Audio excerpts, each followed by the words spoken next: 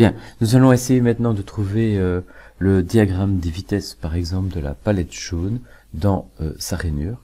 Donc on a une référence qui est la rainure du rotor, et on a un élément palette qui bouge. On voudrait sa vitesse, son accélération, par exemple. Donc je m'assure que Motion est actif. J'arrive à apparaître donc analyse de mouvement. Là-dedans, je retrouve un moteur qui a déjà été défini. Et maintenant, on va définir des graphiques. Donc, je vais lancer l'option sortie de graphique. Je vais dire la catégorie de graphique que je veux. Je fais un déplacement, une vitesse ou une accélération, dans ce cas-ci. La sous-catégorie qui est, dans ce cas-ci, je veux avoir sa vitesse linéaire. Je vais sélectionner un composant dont je veux la vitesse. Ici, par acquis de conscience, je vais prendre un point qui est sur la palette. Je m'assure que c'est bien un point qui appartient à la palette. Je vais ensuite sélectionner par rapport à quoi je veux ce déplacement. Je vais par exemple mettre un déplacement par rapport à un élément ici du rotor. Je m'assure qu'il a bien pris le rotor. Je peux éventuellement sélectionner ensuite le rotor. Vous voyez qu'en sélectionnant le rotor, j'obtiens une proposition de direction d'axe. Alors le déplacement ici, c'est dans la direction des Y. Je vais donc prendre un déplacement en Y. Voilà qui est fait. En principe, là, il va travailler.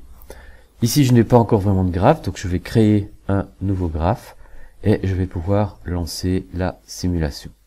Je fais OK. Voilà. Et j'obtiens la simulation. Vous voyez qu'ici, j'ai fait un tour complet et je vois la position donc de ma palette, en tout cas sa vitesse par rapport à la vitesse que je vais régler.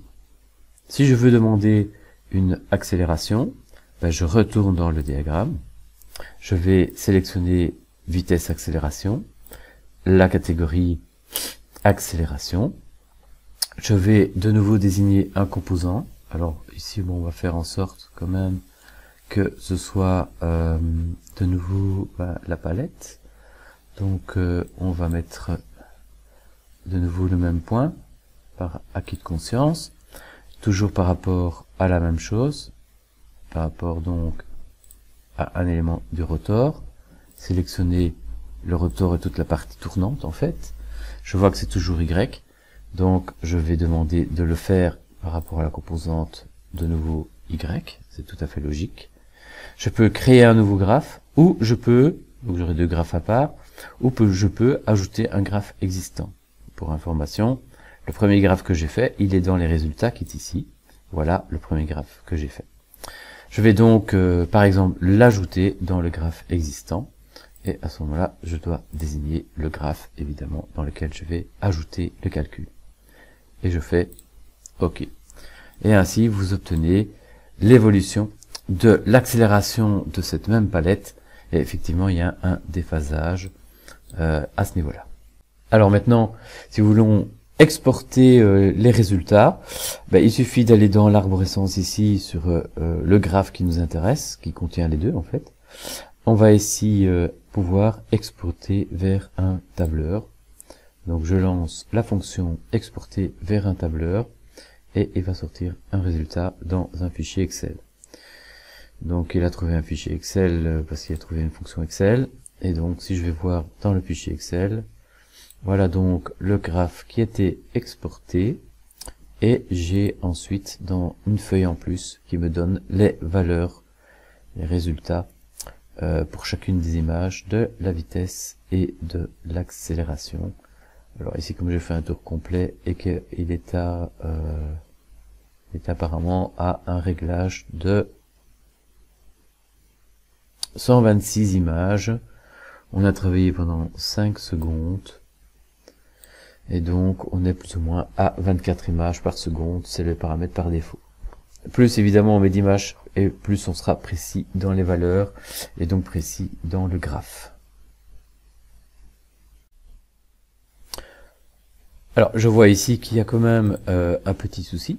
C'est que par rapport aux deux courbes qu'on m'affiche sur SolidWorks, ici, je vois une courbe pour la vitesse, et je vois quelque chose qui ressemble plus à une droite. Alors pourquoi? Sans doute qu'elle a utilisé la mauvaise commande.